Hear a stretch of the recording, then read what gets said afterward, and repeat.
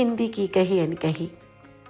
भारत की भाषा, भारतीयों की बोली या भारतीयता की पहचान, भला कौन है ये?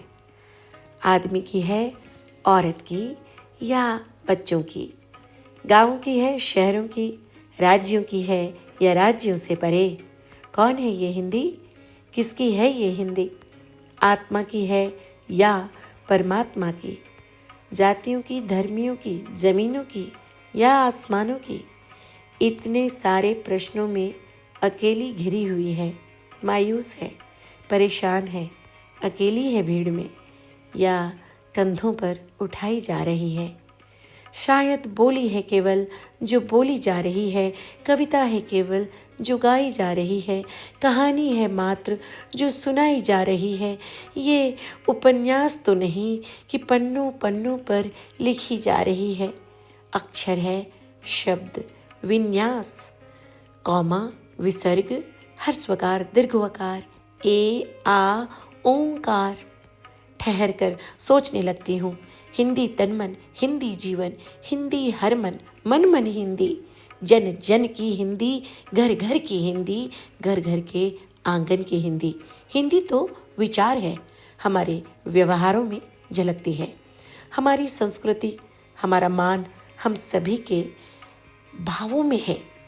हमारे मिलजुल कर रहने में, गंगा की धाराओं में, चांद की रोशनी, सूर्य के तेज, हमारी वेशभूषा और हमारे परिवेश में हमारी हिंदी ही तो झलकती है।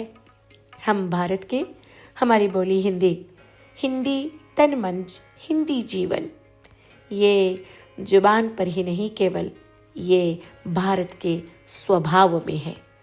हिंदी, हिंदी पर कोई प्रश्न नहीं। हिंदी को परखने के लिए, हिंदी को समझने के लिए भारतवासियों को बार बार भारत भारत और केवल भारत कहने की ज़रूरत है।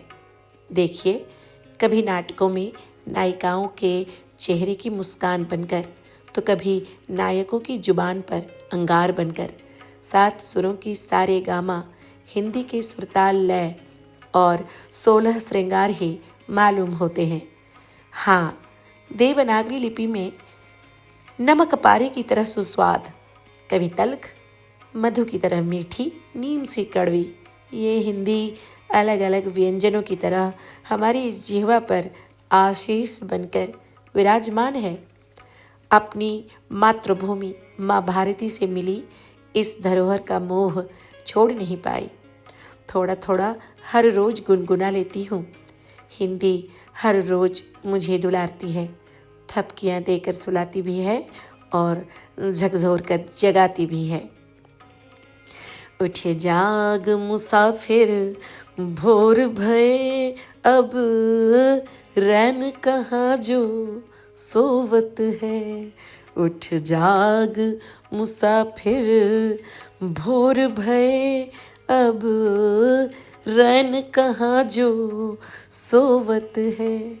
जो सोवत है सो खोवत है, जो जागत है सो पावत है। उठ जाग मुसाफिर, भोर भई अब, रैन कहाँ जो सोवत है। हिंदी को समझिए, हिंदी को दुलारिए। हिंदी के लिए जगने की ज़रूरत है। भारत को, माँ भारती को सम्मान देने के लिए भारत भारत कहने की ज़रूरत है। मैं नमिता आप सभी को हिंदी दिवस की ढेरों बधाइयाँ देती हूँ।